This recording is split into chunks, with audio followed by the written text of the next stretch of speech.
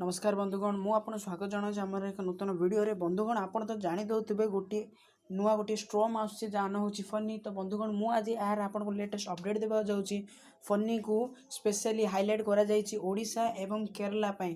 तो बंधुगण ए दुईटी राज्य रे खूब शीघ्र गोटे बन्या किबा बात्या आपन जहाँ भी कहि पारे ता आस जाय पारुची। सेतमे ओडिशा एवं केरला को हाई अलर्ट रे रखा जायची, केरला रो चेन्नई को हाई अलर्ट रे रखा जायची एवं ओडिशा रो पुर एवं बालेश्वर तट पास करके आम गोपालपुर तटर लगे एवं यार बेग हूँ 160 रु 170 किलोमीटर।